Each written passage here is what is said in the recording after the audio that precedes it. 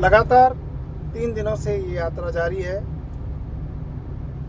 श्रोताओं ने कहा और कवियों ने भी कहा, और कहा वहाँ के हर एक शख्स ने, वहाँ यानी डूंगरपुर के हर एक शख्स ने कहा कि वेद भैया आएंगे तो बहुत अच्छा लगेगा।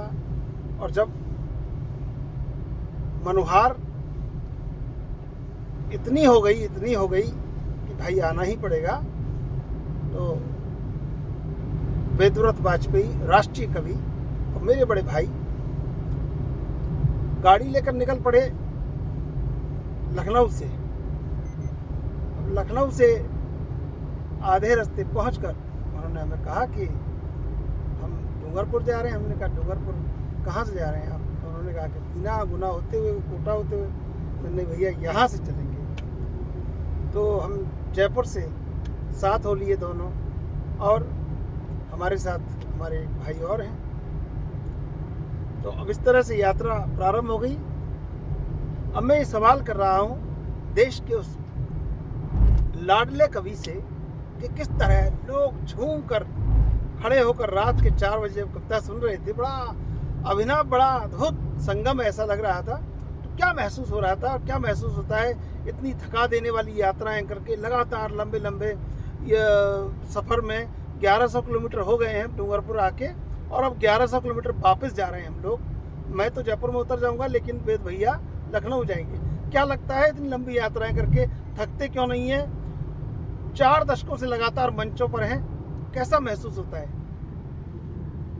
चंद्रशेखर जी, थकने की तो बात ही नहीं है, और थकान का नाम वेदव्रत वाजपेयी नहीं है। मस्त रहना, स्वस्थ रहना और राष्ट्रभक्ति का प्रचार करना, ये मेरे जीवन का लक्ष्य है।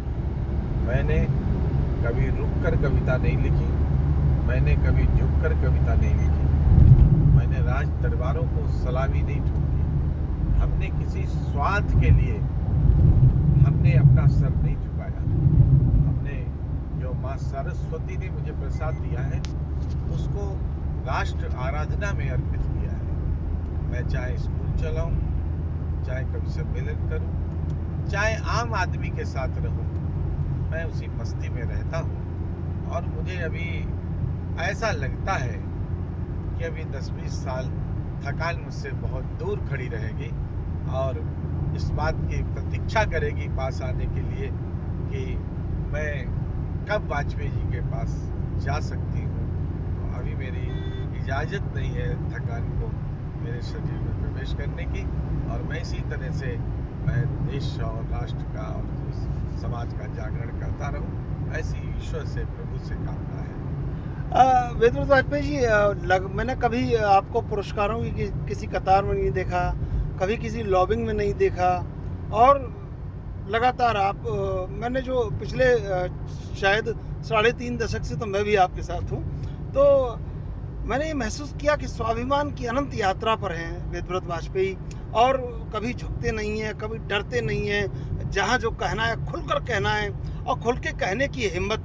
कभी कभी ये भी होता है कि उनको बुलाएं तो कैसे बुलाएं भाई, वो तो खुल के बोलेंगे, और इस कदर खुलकर बोलेंगे कि बहुत सोचना समझना पड़ता है।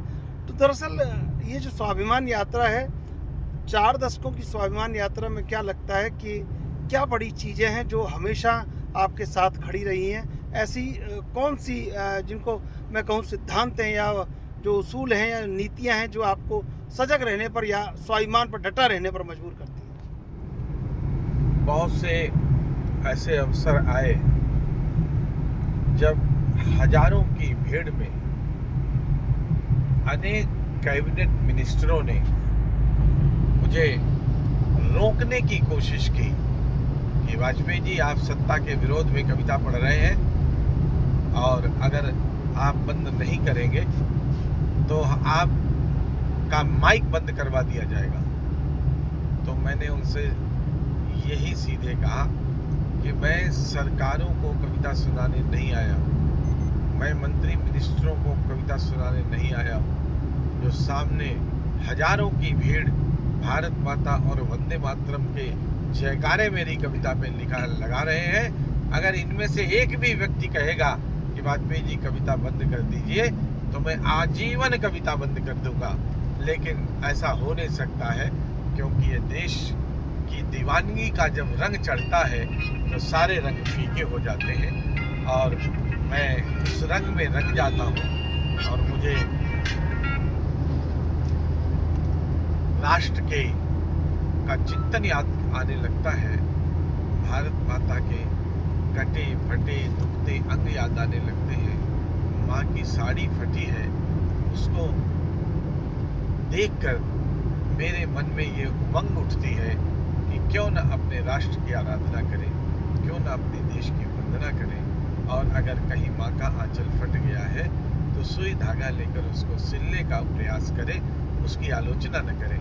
तब मैं आज ये जो राजस्थान का कवि सम्मेलन है, अनेक व्यस्तताओं के कारण मैं वहाँ पहुँचा, और जहाँ कहीं भी देश भर में मुझे बुलाया जाता है, देश के बाहर भी बुलाया जाता है, जब भी कभी मेरा अवसर मिलता है तो मैं राष्ट्र भक्तों को कभी निराश नहीं करता हूँ, और मैं उस काव्य मंच को अपनी प्रस्तुति देने में कभी पीछे नहीं हटता, वहाँ झूठे वादे भी नहीं करता हूँ। अक्सर कभी 1000-2000 रुपया ज़्यादा मिल जाते हैं तो पहले वाला मंच छोड़कर चले जाते हैं।